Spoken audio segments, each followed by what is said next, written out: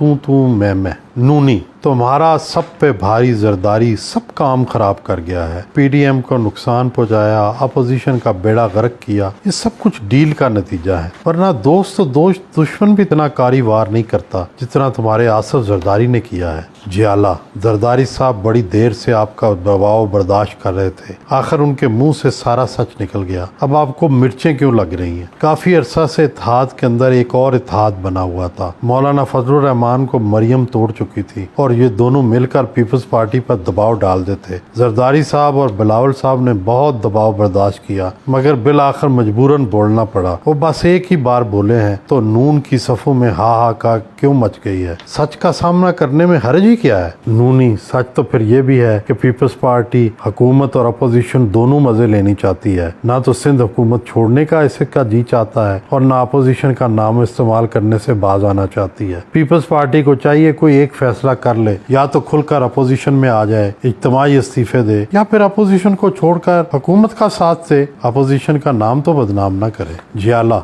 आप हमारे दोस्त हैं या दुश्मन? आप क्यों सिंध से हमारी हुकूमत खत्म करके हमें जाम सादक और अरबाब रहीम वाले दौर में वापस भेजना चाहते हैं? हम तो आपकी मदद कर रहे हैं, जबकि आप हमारे समय सियासी दुश्मनों के सामने चारे के तौर पर डाल रहे हैं। ये तो सरासर जुल्म और ज्यादती है। हम इतने भी भोले नहीं जितना आप हमें समझते हैं। नूनी, हमने तो आपको ऑप्शन दिया है कि आप सिर्फ कौमी असम्बली से इस्तीफे दे दें, सिंध असम्बली से फिलहाल इस्तीफे न दें। आप इस ऑप्शन को भी कबूल नहीं कर रहे। आप हुकूमत और अपोजिशन दोनों के मजे लेना छोड़ें, एक तरफ का मौक़िफ़ अपनाएं, विकेट के दोनों तरफ मत खेलें। जियाला, अफसानवी और तसव्वुराती बातें न करें। सियासत ज़मीनी हकीकतों से खेलने का नाम है। अगर हमने कौमी असम्बली से इस्तीफा दे दिया तो सिंध में गवर्नर राज की राह हमवार हो जाएगी। हमसे वो मुतालबा क्यों कर रहे हैं जिससे हमारा सियासी नुकसान होगा और आपको भी कोई फ़ायदा नहीं होगा? जब सिंध में भी PTI और उसके इत्तेहादियों की हुकूमत बन जाएगी तो फिर वो हमारा एहतसाब शुरू कर देंगे। नूनी, इस हुकूमत के पास इतना वक्त नहीं होगा कि आपका एहतसाब करे या इंतकाम ले। इज्तिमाई इस्तीफों और लॉन्ग मार्च के बाद इस हुकूमत का घर जाना यकीनी हो जाएगा। हम तो ये चाहते हैं कि आइए मिलकर एक ही बार जोर लगाएं और इस हुकूमत को घर बेचकर दम ले। ना होगा बांस ना बजेगी बांसुरी। जियाला, आप लोगों को एहतजाजी तहरीक चलाने का तजर्बा नहीं है। ये तवील और सब्र आजमा काम होता है। बाज़ औक़ात नताइज आपकी मर्जी के मुताबिक नहीं निकलते। लाहौर के जलसे की मिसाल आपके सामने है। तमाम तौर कोशिश के बावजूद ये काम नहीं हो सका। इस वजह से हमारी एहतजाजी तहरीक बैठ गई। नूनी, आप दिल जलाने वाली सारी बातें करते हैं। PTI भी हमारे खिलाफ ऐसी बातें करती है। जरदारी साहब ने मियाँ साहब पर जो जाती इल्जामात लगाए वो किसी भी तरह मुनासिब नहीं थे। एक शख्स जो दिल का मरीज है और इलाज करवाने लंदन बैठा हुआ है, उसको ये कहना कि आप वापस आकर तहरीक की क़यादत करें। हालांकि जरदारी साहब को अच्छी तरह इल्म है कि मियाँ नवाज शरीफ ने बड़ी बहादुरी से एस्टेब्लिशमेंट का मुकाबला किया और बार बार जेल काटी है। उनको जटी कटी सुनाना सियासी अखलाकियात और जाती हवाले दोनों तरह से गलत है। जियाला, और ये जो आप हर महीने पीपल्स पार्टी पर डील का इल्जाम लगा देते हैं, ये तासुर देते हैं कि जैसे आप अपोजिशन में हैं और हम हुकूमत के इत्तेहादी। हालांकि हम सिंध हुकूमत में रहकर वफाक का मुकाबला कर रहे हैं। आपका हमसे इज्तिमाई इस्तीफों का मुतालबा दानिशमंदी नहीं जज्बातीपन है। आप मौलाना फजलुर रहमान से पूछ लें, क्या उन्होंने परवेज मुशर्रफ दौर में खैबर पख्तूनख्वा हुकूमत से इस्तीफे दिए थे? वो तो आखिरी दिन तक सूबाई हुकूमत में रहे थे, फिर हमसे मुतालबा क्यों? नूनी,